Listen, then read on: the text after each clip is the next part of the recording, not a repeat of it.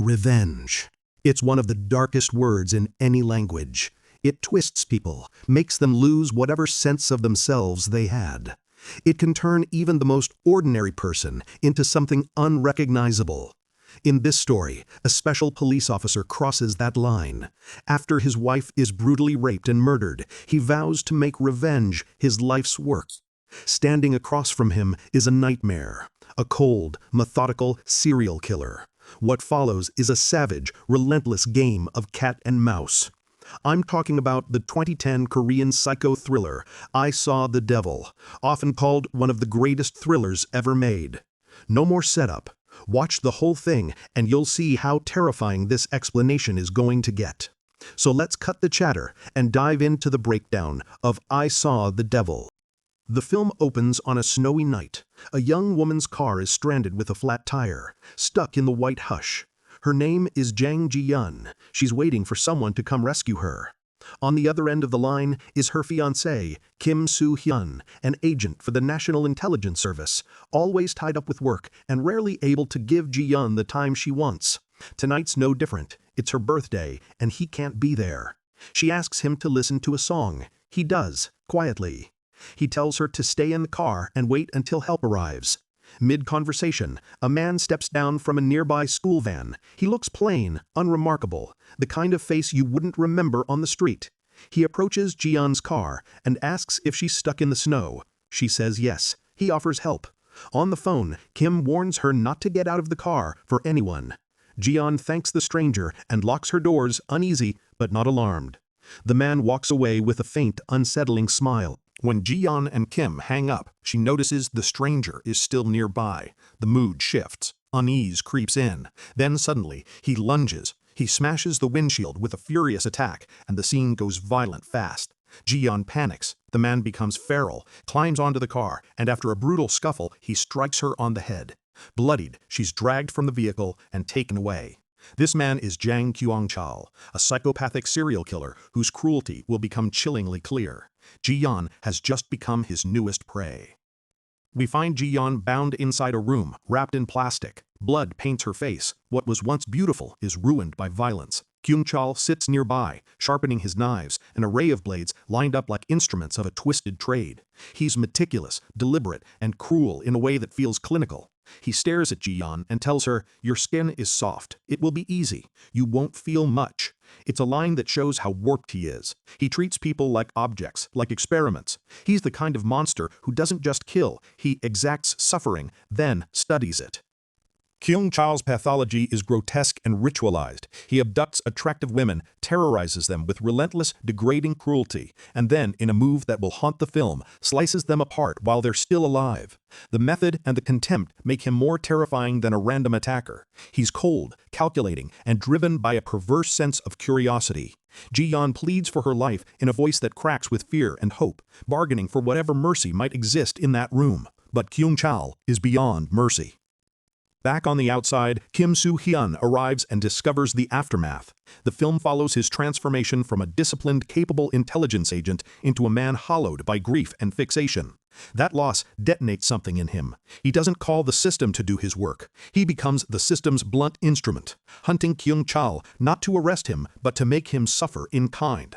What unfolds is a dark, corrosive vendetta, a mission not for justice, but for retribution. What makes I Saw the Devil unbearable and magnetic is how it refuses to simplify good versus evil. Kim's pursuit is brutal and ingenious. He matches Kyung-chul's cruelty with a surgical, emotional violence that grinds both men down. The movie keeps pulling you deeper into the moral mud, where the hunter becomes indistinguishable from the hunted. It's a relentless examination of what revenge does to the human soul. This isn't a neat moral tale. It's an escalating series of confrontations, traps, and punishments, each one more harrowing than the last. The film is spare with sentiment but rich in visceral detail. Every choice feels deliberate, every scene calibrated to squeeze tension out of silence, snow, and the small, everyday spaces that become arenas for terror. The cinematography, the pacing, the cold stare of the killer, it all adds up to an experience that lodges in your chest and won't let go. So if you're ready for a hard, uncompromising ride into the anatomy of revenge and the wreckage it leaves behind, I Saw the Devil is that kind of movie. It's smart, savage, and unforgettable. Now let's get into the rest of the story, scene by scene, and unpack how Kim and Kyung-chul push each other past every limit. She screams, "Please, don't kill me, I'm pregnant." For a single heartbeat, Chul's brow tightens, then everything snaps. He drags the knife across Yen's throat in one brutal arc. She dies right there. And then the room goes utterly savage. Chul starts cutting her into pieces like a man possessed. Midway through, Yen's wedding ring slips off her finger, spinning and clinking as it falls into the drain. Chul crawls on his hands and knees, desperate, because he can't leave any trace. He searches the drain. He searches the floor. The ring is gone. Frustrated, he abandons the hunt and keeps working, cold, efficient, and relentless. At dawn, a little kid wanders through some overgrown scrub and finds a crumpled black trash bag. He tugs it open, thinking it's some cast-off junk. What pours out of that bag is a human ear, cleanly sliced. He screams. Somebody calls the police. The whole squad descends on the area and starts searching like a swarm. Their sweep brings them to a shallow drainage channel, a little creek tucked away in the brush. That night, under harsh lights and radios, the officers pull a head from the water. It's been cut, surgically, horribly. And then the truth lands like a physical blow.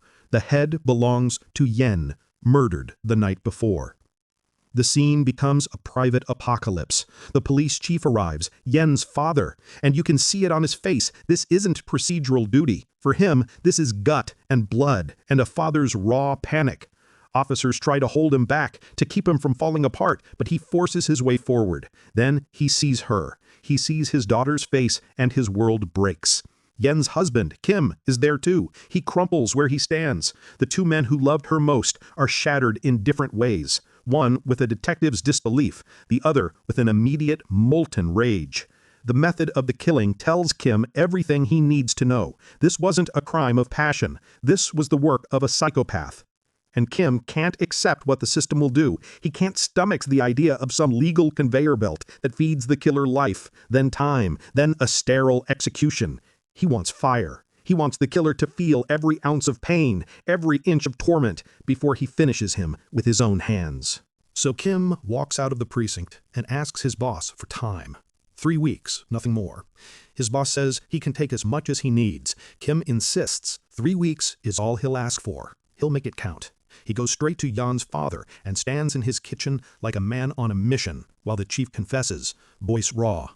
"I spent 30 years as a detective, and still, I lost my daughter to a serial killer." He begs the police to catch whoever did this. Kim listens, but his mind is already elsewhere. He refuses to let justice be procedural. He wants a different kind of sentence. Kim finds a colleague and takes a device, small, ugly, perfect, a tracker that can latch on to GPS and even pick up voice. He straps that device to his plan and becomes something else, methodical, cold.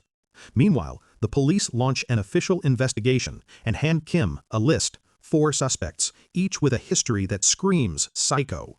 Kim's plan is surgical. He'll track each suspect down, pry for info, and use what he learns to hunt the real killer himself.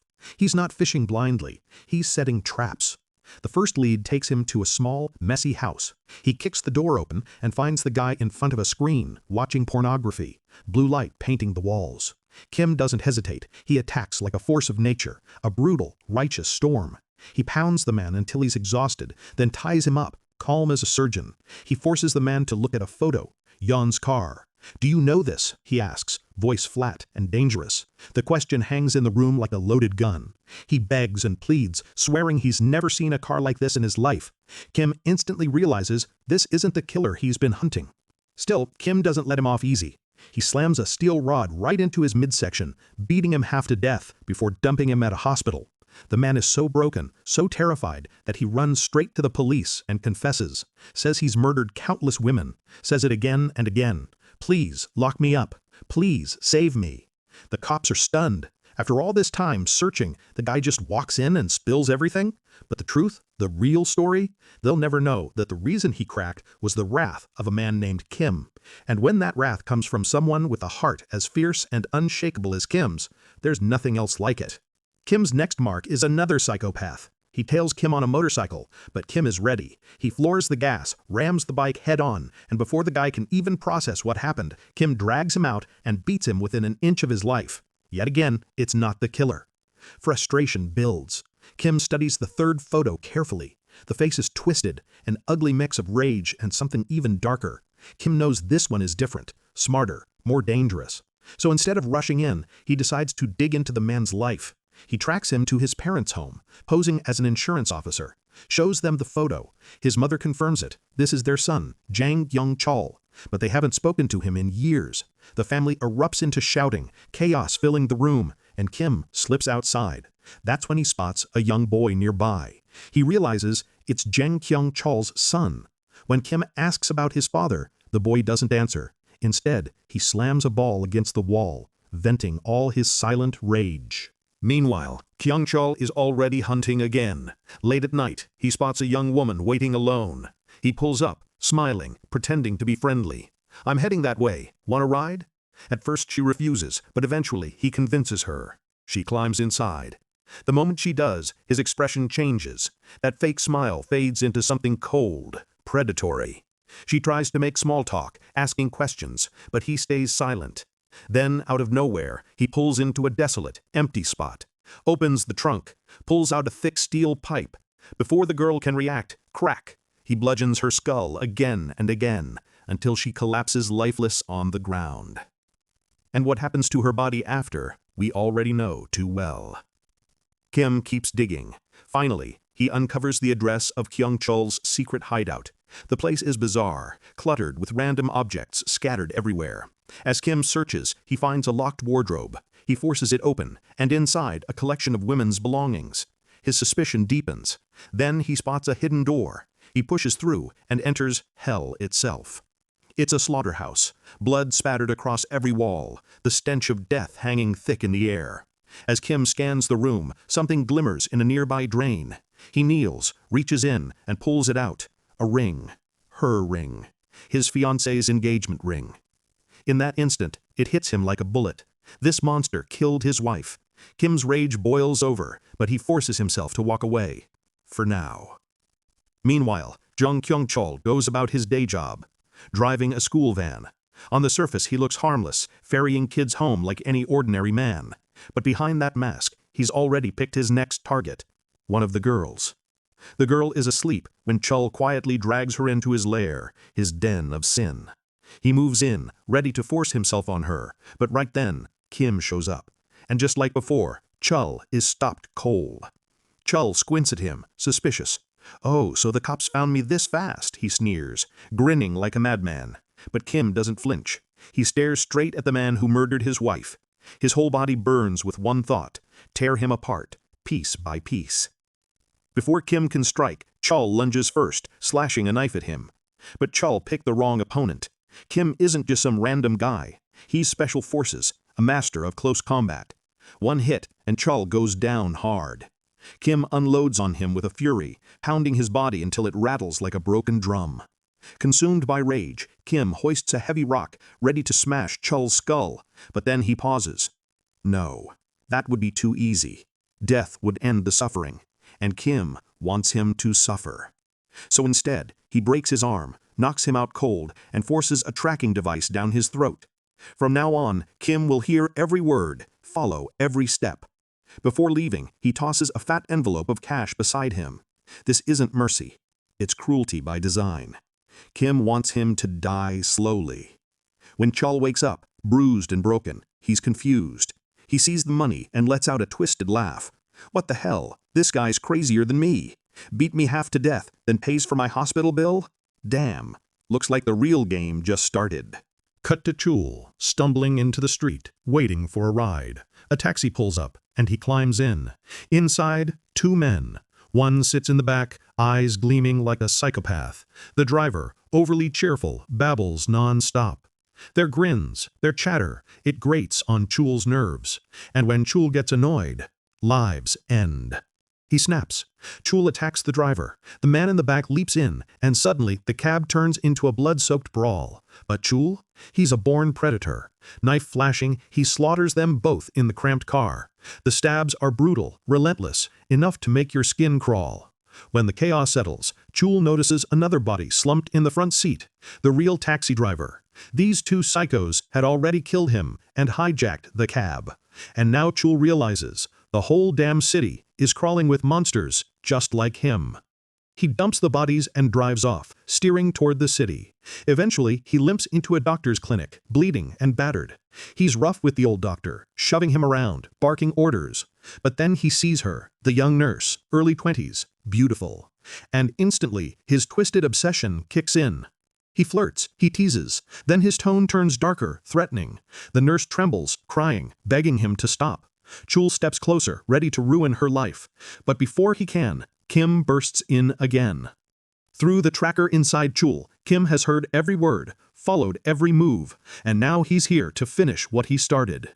He storms in like a storm of vengeance, fists flying. Chul gets beaten down once again, payback on top of payback. Or, as they say, a beating doubled. He slashes a vein in Chul's leg, a quick, brutal move that leaves him crumpled and gasping. Chul screams like a man gone mad, clutching at blood and pain. But to Kim, those cries sound almost beautiful. Cold, he leans in and says, low and steady, "This is only the beginning. Worse things are coming."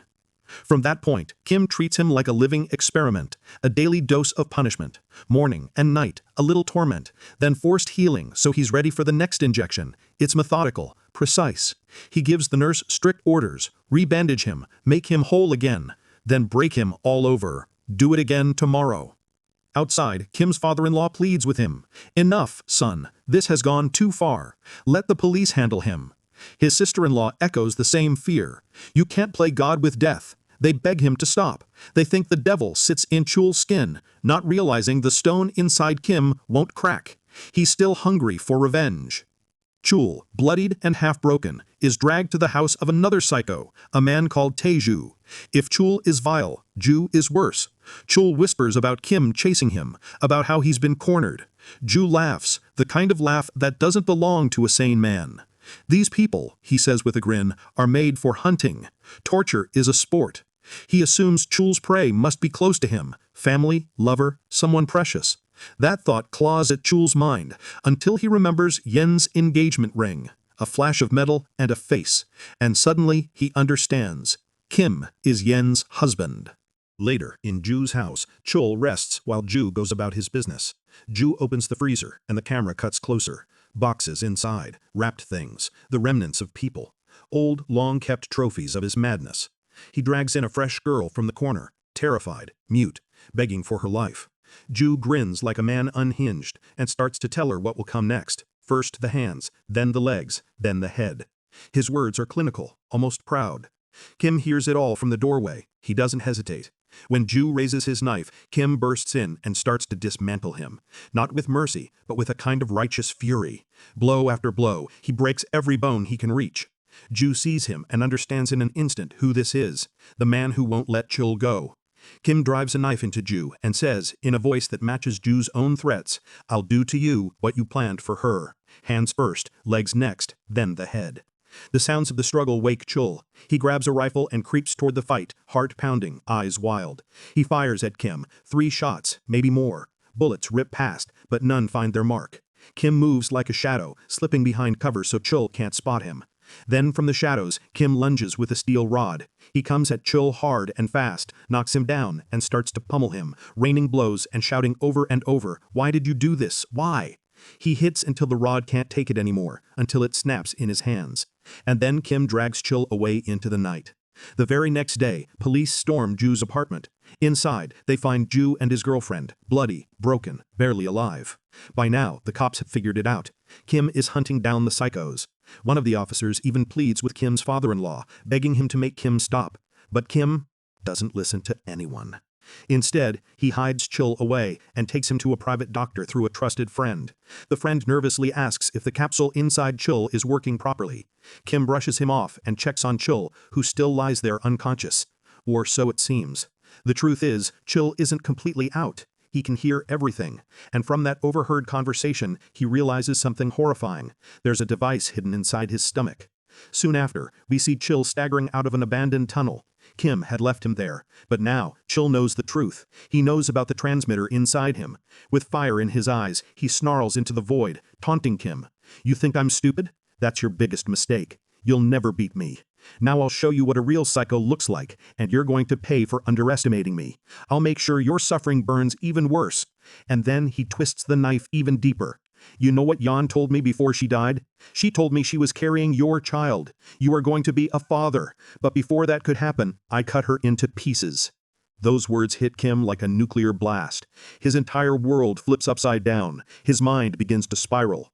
Meanwhile, Chul strolls into a pharmacy as if nothing happened. He buys lactogen tablets, something to trigger diarrhea. Why? To flush out the transmitter buried inside his gut. But, true to his monstrous nature, he doesn't leave without spilling blood. Before walking out, he kills the store clerk in cold blood. Later, inside a filthy bathroom, Chul forces the transmitter out of his body. Then, in a move as sick as it is brilliant, he murders another man and implants the device into that corpse instead. His next stop? Jan's family home. Back at the hospital, Kim visits Ju. He demands to know where's Chul and what is he planning. Ju just laughs, spitting the truth in Kim's face. "You made the biggest mistake going after him. First, he killed Jan. Now, he's coming for your family. And once he's done, he'll walk straight into police custody. But one thing's for sure, he'll never get caught by you.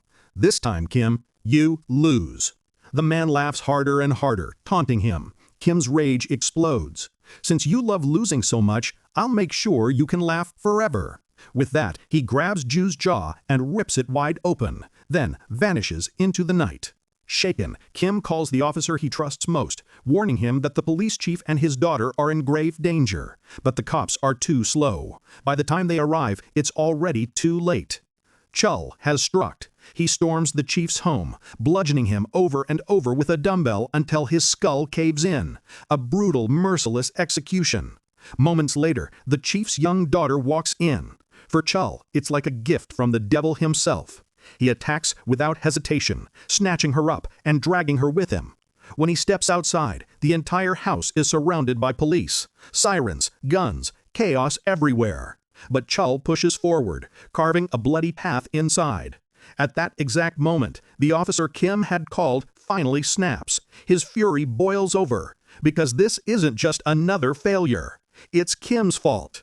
By letting Chul go again and again, by turning this into some twisted game, Kim is the reason their chief is dead. Kim is dragged inside the house, and the first thing she sees is her father-in-law's lifeless body. Before she can even process the horror, her phone rings. It's Chul. His voice drips with mockery as he asks, "How do you feel now? Hurts, doesn't it? You know, your husband didn't even suffer when I sent him upstairs. And all of this, every death, it's on you." He laughs coldly, calling Kim a pathetic loser, bragging that he's always been the one to win this twisted game. Then, almost casually, he declares he'll turn himself in, because no matter what, she'll never be able to touch him. Chul pulls his car over in the middle of the road, ready to surrender to the cops. But before the police even arrive, Kim appears. She storms in, yanks him out of the car, and drives off with him. The entire police force watches in shock. Because now, Kim isn't just grieving. She's gone full predator, and nothing can stop her. Kim takes Chul to his own slaughterhouse. There, she chains him down and unleashes a storm of brutality. Cigarettes burn into his eyes, nail fingers ripped clean off, metal rods jammed through his cheeks. Every nightmare punishment you can imagine, she makes him endure. Chul breaks. He begs for his life, but when he realizes Kim will never, ever let him go, he changes his tune. He laughs in her face. "Do it. Kill me. End this once and for all." But Kim doesn't want easy. She snarls, "If I wanted to kill you quick, I would have devoured you on day one. No, I'm going to make sure that even your soul trembles when it remembers me." She sets up a horrifying trap, a massive blade suspended above Chul's head, tied to a rope that runs straight into his mouth. As long as he bites down, the blade won't fall, but the other end of the rope is tied to the door. If anyone pulls it open, if he lets go for even a second, his head will roll. Kim locks it in place and walks out. Before leaving, she calls Chul's family, luring them there. She also plants a transmitter, ensuring she hears every word, every cry. Soon his family arrives and begins tugging at the door. Inside, Chul thrashes desperately, muffled screams spilling out through clenched teeth, begging them not to open it. But his words are garbled. They can't understand him. To them, it just sounds like faint groaning. So they pull harder and harder until finally Chul's jaw gives way. The rope slips. The blade comes crashing down. His head is severed in one brutal instant. The door swings open and his family steps inside, only to be greeted by his freshly decapitated body. Their screams fill the air. Outside, Kim listens to it all through the transmitter. The cries, the pleas, the shock. It's the sound of her vengeance fulfilled. But it's not triumph she feels. It's heartbreak. Because in order to reach this moment, she had to lose everything. Her husband, her father-in-law, her sister-in-law. The grief consumes her, and she collapses into tears. And that is how I Saw the Devil ends. If you enjoyed this recap, don't forget to hit that like button. And one more thing. Remember, revenge might feel powerful, but it's poison. Only forgiveness has the power to keep this world from tearing itself apart. For more chilling stories like this, make sure to subscribe to the channel. Stay safe, stay strong, and I'll see you in the next one.